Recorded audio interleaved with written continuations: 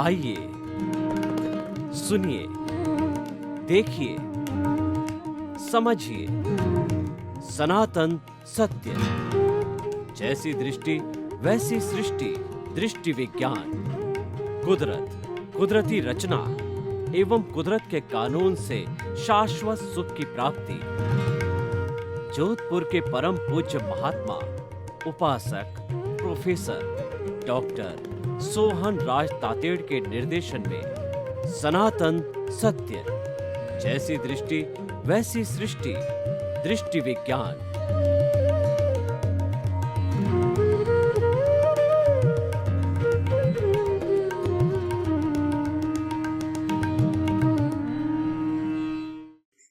भाइयों और बहनों, आज का बहुत सुंदर विषय है कि जीवन का उत्तम लक्ष्य परोपकार।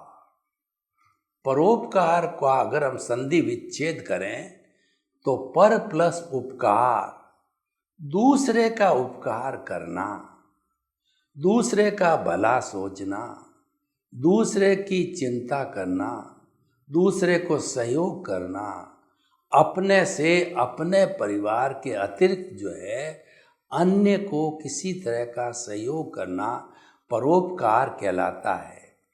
स्वार्थ भी अच्छा है, क्योंकि मेरा शरीर है, मेरा परिवार है, मेरा घर है, तो मुझे शरीर की रक्षा के लिए, परिवार के लिए, और मेरा कोई घर में रिलेटिव के साथ साथ में कोई अतिथि देवो भव आ जावे तो उसकी सार संभाल के लिए मुझे सब कुछ करना पड़ेगा। और गृहस्थी करता भी है। गृहस्थी क्या कहता है? साईं इतना दीजिए जामे कुटुंब समाए, मैं भी भूखा न रहूं और साधु न भूखा जाए। कि हे मेरे परम पिता परमेश्वर, मुझे आप इतना दो कि मैं जो है भूखा नहीं रहूं और मेरा जो कोई भी जो अतिथि आवे वह भी भूखा नहीं जावे, मेरे परिवार का अच्छा भरण पोषण हो जावे। यह भी अच्छी बात है। तो ये चिंतन है, ये अपने परिवार का चिंतन स्वार्थ की श्रेणी में जाता है, क्योंकि परिवार के लिए कहा गया है कि आप खुद के लिए कितना ही अर्थ संग्रह करो, परिग्रह करो, अपने परिवार के लिए परिग्रह करो, वो सारा स्वार्थ की श्रेणी में आता है। और आप उसमें से किसी को थोड़ा सा भी भाग दो, चाहे 10,000 दो, 20,000 दो, जितनी आपकी ताकत है, वह किसी व्यक्ति को सहयोग करना, संस्था को सहयोग करना, समाज को सहयोग करना, वह परोपकार पर उपकार है। तो आज का हमारा जो एपिसोड ये है कि what you contribute to others, what you contribute to the society, what you contribute to your fellow man, what you contribute to the people who are needy, that is countable. आप अपने बच्चों को अलग अलग अच्छे फ्लैट बना के दो, करोड़ों रुपयों की संपत्ति दो, फैक्ट्री दो, धन दो, दौलत दो, वो आपका पर्सनल मैटर है, वो आपका स्वार्थ के घेरे में जाएगा, वो काउंटेबल नहीं है। चाहे कितना ही करते रहो, कितना ही बड़े लोग बन जाओ, कितना ही पैसा लाखों करोड़ों अरबों रुपए कमा लो और अपने परिवार तक ही सीमित रखो या रिलेटिव तक ही सीमित रखो, वह स्वार्थ की चेतना, वह स्वार्थ का संसार है। और हम उसको बुरा नहीं मानते, क्योंकि सामान्य व्यक्ति तो उसमें ही रहता है और वो करना भी जरूरी है। लेकिन एक स्टेप ऊपर जाना, जब वो पूर्ति हो गई, स्वार्थ की चेतना पूर्ति हो गई, तो अब हमें थोड़ा विकास करना चाहिए, क्योंकि हर एक व्यक्ति विकास करना चाहता है। तो हमारे सामाजिक जीवन में विकास क्या है कि हम दूसरों की चिंता करें। आपका घर आराम से चल रहा है, अब फिर आप पड़ोसी को देखो कि मेरे पड़ोसी को कोई दुख तो नहीं, कोई कष्ट तो नहीं है। जो क्रिश्चियनिटी है उसके अंदर 3 ट्रिनिटी बोलते हैं, 3 बातें बहुत ज़बरदस्त है, सेवा, कि आप अपने पड़ोसी को जो है कितना खुश रखते हो, पड़ोसी को कितना सहयोग करो, वो करना चाहिए। दूसरा, you are the son of the god, आप भगवान के पुत्र हो, भगवान में श्रद्धा रखो। और तीसरी बात वो कहते हैं कि जो है डू सम चैरिटी, अपने लोगों के लिए कुछ कीजिए। वही मैं आज बताना चाहता हूँ।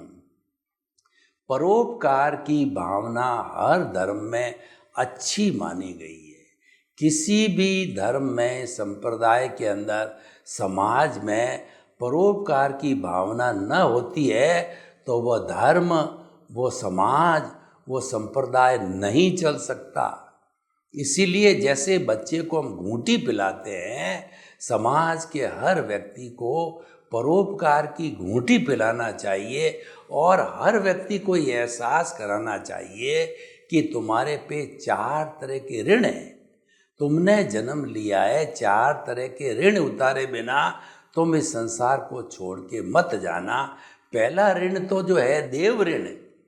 ईश्वर की कृपा से तुम्हें अच्छा स्वास्थ्य मिला, अच्छा घर मिला, परिवार मिला, धन मिला, दौलत मिला, बाल बच्चे मिले, सब ईश्वर की कृपा है। तो ईश्वर के प्रति ऋण क्या है?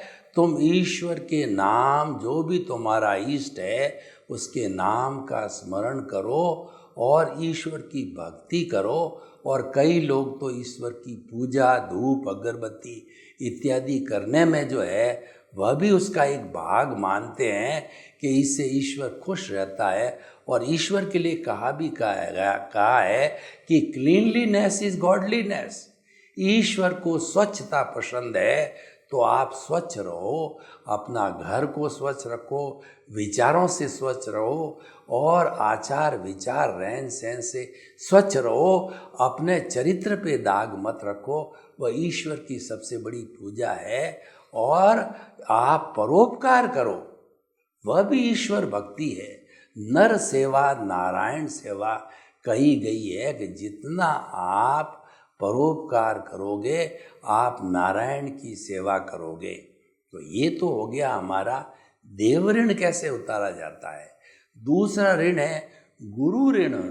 गु का मल अंधकार, रू मतलब दूर करने वाला। गुरु अज्ञान रूपी अंधकार को दूर करता है, तो वो हमें बहुत बड़ा उसका एहसान है हमारे ऊपर। वह ईश्वर की प्राप्ति कराता है।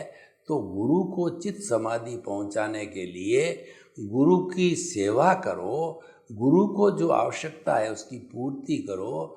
और गुरु की आवश्यकता के लिए हमारे जैन धर्म में ये बताया गया है कि उसकी जो कुछ भी आवश्यकता है उसकी हम पूर्ति करते हैं। 5 महाव्रती साधु की, तो वो सारा जो पुण्य बंद में जाता है, वो कौन कौन सा पुण्य होता है?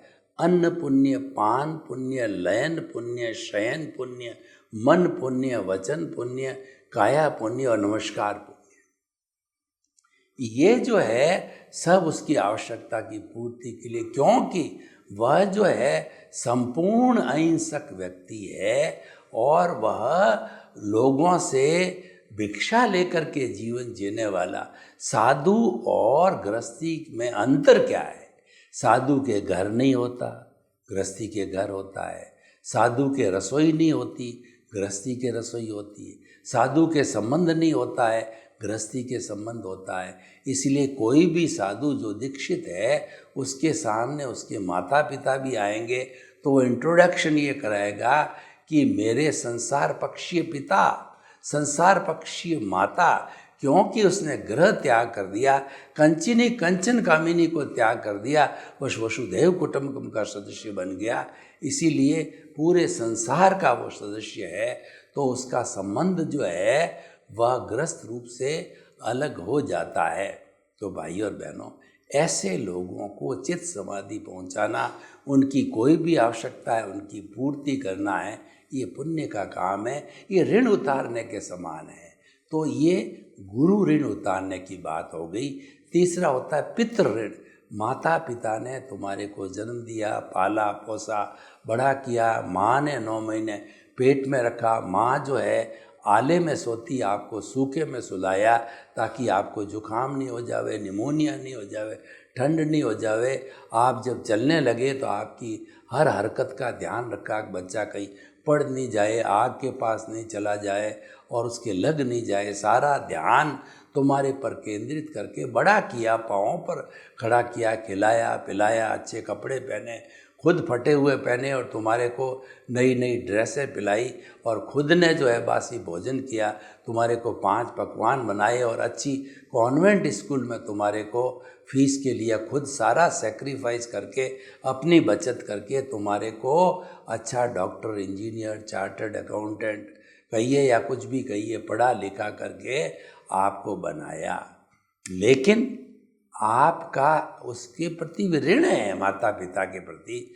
तो ऋण उतारने के लिए माता पिता की सेवा करो, माता पिता को चित समाधि पहुंचाओ, देखो कि उनको किस चीज़ की आवश्यकता है, उनके मन में क्या भाव है, क्या कोई वो दान पुण्य करना चाहते हैं या कुछ चाहते हैं। क्यों कि ओल्ड एज में व्यक्ति के मन में रहती है कि मैं कुछ दान पुण्य करूं, मैं परोपकार करूं, मैं जनता की सहयोग का काम करूं, मैं समाज की सेवा काम करूं। जहाँ अर्थ की बात होती वो कौन पूरी करेगा, वो संतान ही तो पूरी करेगी।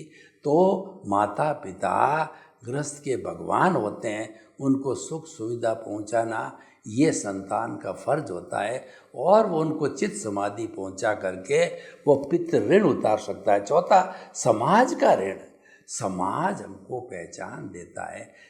मनुष्य एक सामाजिक प्राणी है, वो समाज में जन्म लेता है, वो समाज के बिना रह नहीं सकता। कोई व्यक्ति कहे मैं तो हिमालय की गोद में जा कर के और वहाँ अलग साधना करना चाहता हूँ, वहाँ भी उसको समाज चाहिए, क्योंकि उसको वहाँ रोटी चाहिए, कपड़ा चाहिए, शेल्टर चाहिए, पानी चाहिए। कहाँ से आएगा? कोई न कोई सहयोग करने वाला चाहिए। तो सहयोग का मतलब समाज है। समाज परोपकार गुरु जीवानाम के सिद्धांत पर लागू होता है। परस्पर गिव एंड टेक करना, किसी की सेवा लेना, किसी को देना, ये सारा समाज में चलता है। और live and let others live, खुद जियो दूसरे को जीने दो, ये सामाजिक भावना है। ये ऐसा करके हम जो है समाज का ऋण उतार सकते हैं। यानी what we contribute to the society, what we contribute to the others, what we contribute to the needy persons of our society is real service and that is countable। इतिहास उसी का बनता है जो परोपकार करते हैं। याद उनको ही किया जाता है जो परोपकार करते हैं, और लोग गुणगान उसी का करते हैं, उसी की पुण्यतिथि मनाते हैं कि उसने कुछ समाज को दिया। हम जो जवाहरलाल नेहरू की पुण्यतिथि मनाते हैं, और महात्मा गांधी की, स्वामी विवेकानंद की, महापुरुषों की, दयानंद सरस्वती की, बाबा साहेब अम्बेडकर की, राम मनोहर लोहिया की पुण्यतिथियाँ मनाते, इंदिरा गांधी की क्यों मनाते हैं? कि उन्होंने समाज को बहुत दिया। उसकी स्मृति करने के लिए, उनके प्रति श्रद्धांजलि देने के लिए, उनके कार्यों की समीक्षा कर हम जो है उनको श्रद्धांजलि देते हैं, उनको याद करते हैं, उनकी पुण्यतिथि मनाते हैं। और वो अमर हो गए क्योंकि उन्होंने परोपकार किया, समाज को दिया। तो भाई और बहनों, जीवन का उत्तम लक्ष्य परोपकार। हम आपको ये कहना चाहते हैं कि अगर आप अमर होना चाहते हो तो परोपकार करो। अब देखिए, परोपकार को मैं 2 भागों में बांटता हूँ। हमारा सनातन सत्य, जो हमारा व्यवहार जगत और निश्चय जगत दोनों को लेकर के चलता है। जैसे गाड़ी होती है, एक पहिए पे नहीं चल सकती, गृहस्थी के लिए जो है पति पत्नी रूपी गाड़ी से ही गृहस्थी चलती है। तो हम दोनों को इक्वल इम्पोर्टेंस दे करके, दोनों को साथ लेके, दोनों का सामंजस्य करके ही हम सनातन सत्य निकालते। हम तो साफ कहते हैं कि व्यवहार शुद्धि बिना निश्चय शुद्धि नहीं है। हमारा सनातन सत्य कार्यक्रम कुदरती रचना और कुदरत के कानून पर आधारित है।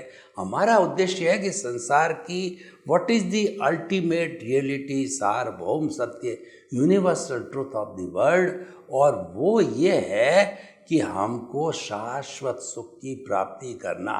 शाश्वत सुख जो ब्लिस होता है वो एक जन्म में नहीं मिलता है, लेकिन हम इतना काम तो करें कि इस जन्म में शाश्वत सुख की, ब्लिस की नींव लगा दें। जो नींव लगी तो कभी न कभी मकान अवश्य बनेगा।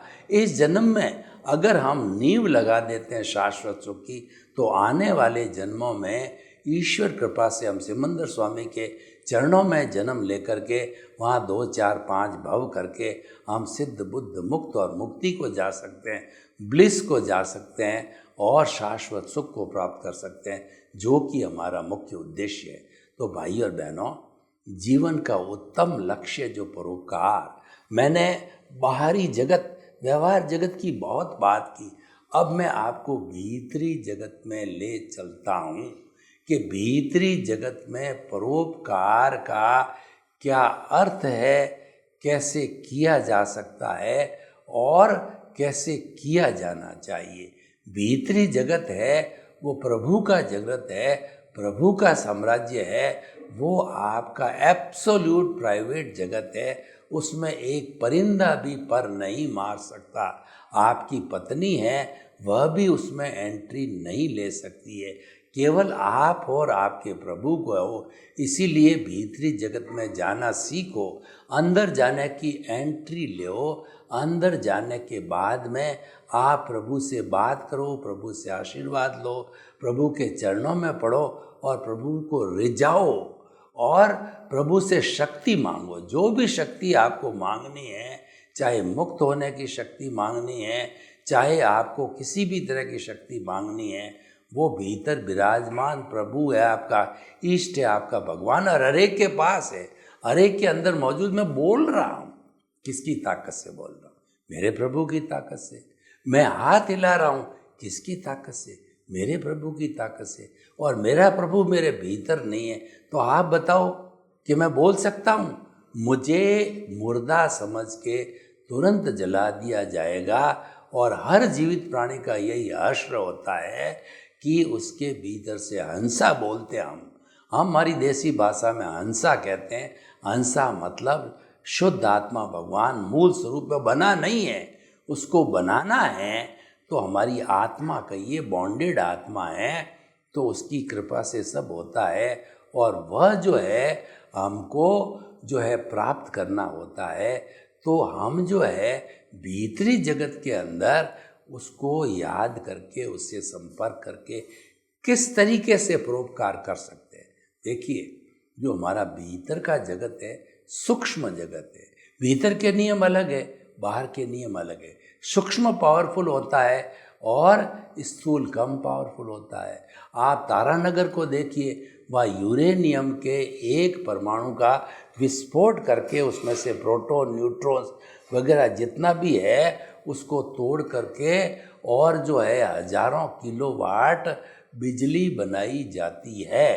तो वह उसके तोड़ने से बनती है। सूक्ष्म में इतनी ताकत है कि वह बिजली तक पैदा कर लेता है। और आपको मैं उदाहरण दूं कि हमारे मोबाइल में मेमोरी कार्ड लगता है, वो 100 GB तक का आता है। तो 100 GB मतलब एक पूरी यूनिवर्सिटी की सेंट्रल लाइब्रेरी उसमें समा जाती, इतना पावरफुल होता है।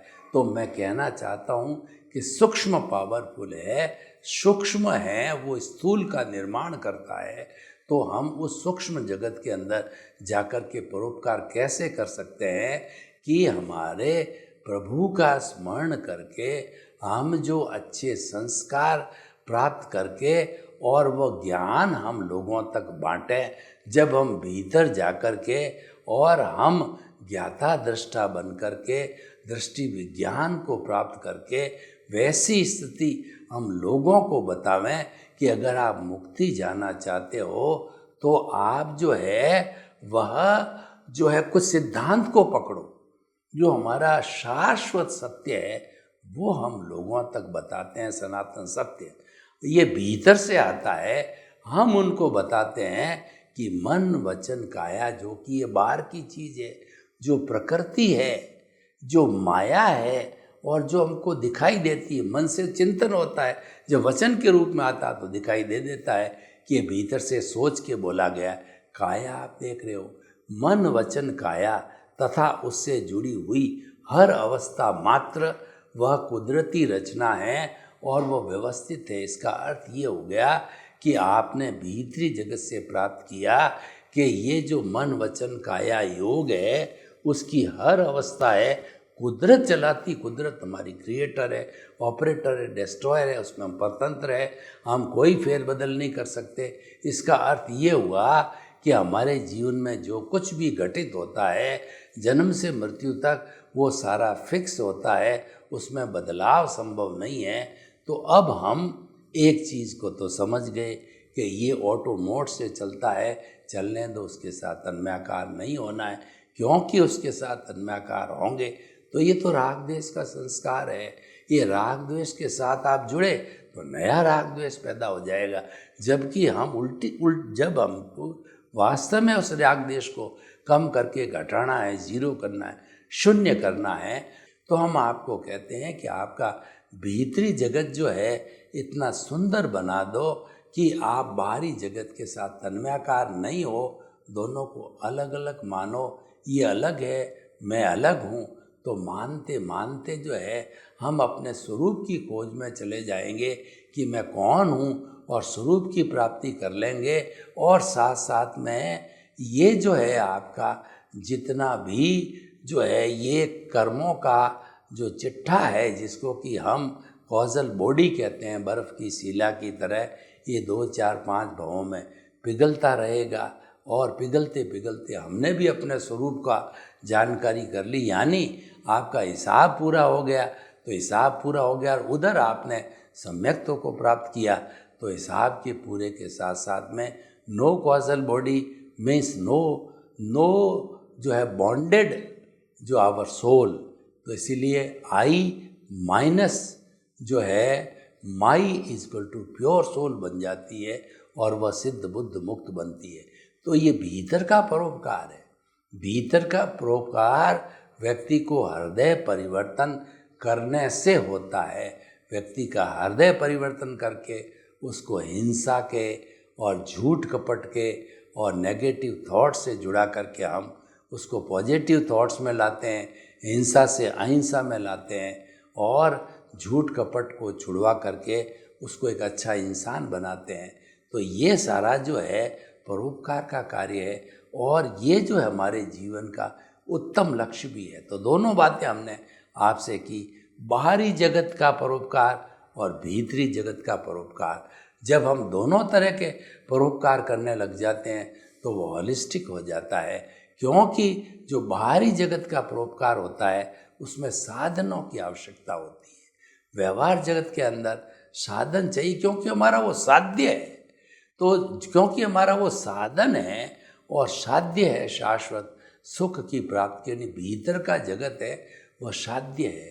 तो ये साधन और साध्य दोनों चलते रहते हैं और दोनों को जो है हमें जो है कहना चाहिए प्योरीफाई करना है, दोनों को हमें पवित्र करना है। और जब पवित्र हो जाते हैं तब हम जो है वो सहज ही जो है वो शाश्वत सुख को प्राप्त कर सकते हैं। तो भाई और बहनों, आज का जो हमारा एपिसोड है वो ये है कि जीवन का उत्तम लक्ष्य परोपकार। आप में समझ आ गई तो आप अपने जीवन का लक्ष्य बनाइए कि मुझे क्या बनना है।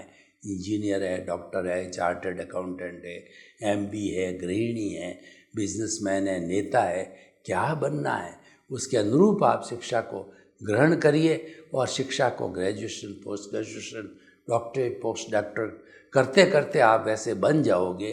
परंतु बनने के बाद मान लीजिए आपने 25-27 साल की उम्र में पूरी पारंगत हो गए, शिक्षा प्राप्त कर ली, लेकिन जीवन का ध्येय बनाइए उस शिक्षा का उपयोग क्या करना है, वो बड़ी बात होती है। अगर वो उपयोग परोपकार में होता है तो जीवन का उत्तम लक्ष्य बनता है। और हमारी शिक्षा प्राप्त करने के बाद साधन, धन, संपत्ति सब कुछ भाग्योदय से या कमा के प्राप्त कर लिए जाते हैं, लेकिन वो हम दूसरों के उपयोग में नहीं काम लेते हैं, अपने स्वार्थ के लिए ईट, ड्रिंक एंड बी मैरी में काम लेते हैं, अपनी नीड को पूरा करने में काम लेते हैं और ग्रीड स्वरूप वो रह जाती है तो फिर परोपकार नहीं हो सकता और उसकी कोई वैल्यू भी नहीं होती है। परोपकार का एक भावना होनी चाहिए। हर व्यक्ति परोपकार कर सकता है। उदाहरण के तौर पे देखिए कि आज ट्रेन चल रही है और एक टीटी है, वो टीटी परोपकार या लोगों की सेवा परोपकार एक ही बात है। तो वो किस तरीके से परोपकार करे कि वो लोगों को सहयोग दे करके, लोगों के साथ अच्छा व्यवहार करके वो परोपकार कर सकता है। सर्वे भवन्तु सुखिनः, सर्वे सन्तु निरामया। लोक के सब जीवों को सुख मिले, शांति मिले, आनंद मिले, प्रेम मिले, सौहार्द मिले और सभी शांतिपूर्ण से स्थिति से अपने जीवन को यापन कर सिद्ध बुद्ध मुक्त बने। आपके प्रति मंगल भावना। ओम शांति।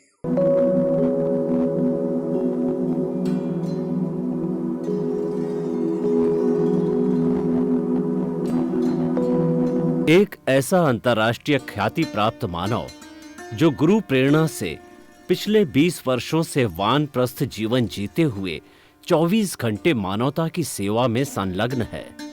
एक ऐसा मानव जो अभी राष्ट्रीय, अंतर्राष्ट्रीय टीवी चैनलों पर 7,500 एपिसोड के माध्यम से सनातन सत्य, आत्मविज्ञान एवं पुनरुत्थान व्यवहार एवं निश्चय जगत के जीवनोपयोगी विषयों पर हृदय स्पर्शी प्रवचन कर चुका है।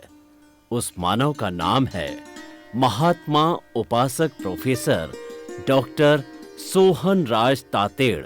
प्रोफेसर तातेड़ द्वारा योग, दर्शन, शिक्षा विषयों पर रचित पीएचडी स्तर के 250 शोध ग्रंथ भारत के 100 प्रतिष्ठित विश्वविद्यालयों में शोधार्थी पढ़ रहे हैं तथा वे सभी शोध ग्रंथ वहां की सेंट्रल लाइब्रेरियों में उपलब्ध हैं। महात्मा सोहन राज ने अभी तक हजारों स्कूलों, कॉलेजों, विश्वविद्यालयों एवं संस्थाओं में सेमिनार, वर्कशॉप, कैंप लगाकर लाखों विद्यार्थियों को योग, दर्शन, शिक्षा का प्रशिक्षण देकर उन्हें सुसंस्कारित किया। डॉक्टर तातेड़ ने भारतीय संस्कृति उत्थान के 4000 से अधिक समसामयिक विषयों पर आर्टिकल लिखकर ऑनलाइन जर्नल, पत्रिकाओं, वेबसाइट्स पर प्रकाशित किया, जिसका उपयोग लाखों पाठक कर रहे हैं। उपासक तातेड़ के 5000 से अधिक आज का सुविचार, आज का शुभ संदेश, आज का मंगल भावना योग आदि चिंतन websites, Twitter, blogger, Facebook, YouTube माध्यमों से लाखों लोग अपना जीवन निर्माण कर रहे हैं। मानवता के मसीहा ऐसे महामानव महात्मा सोहन राज तातेड़ के प्रोफाइल को अभी तक विश्व के 20 लाख दर्शक यूट्यूब पर, 12 लाख गूगल पर एवं लाखों दर्शक फेसबुक, ब्लॉगर, ट्विटर और इंस्टाग्राम पर देख चुके हैं।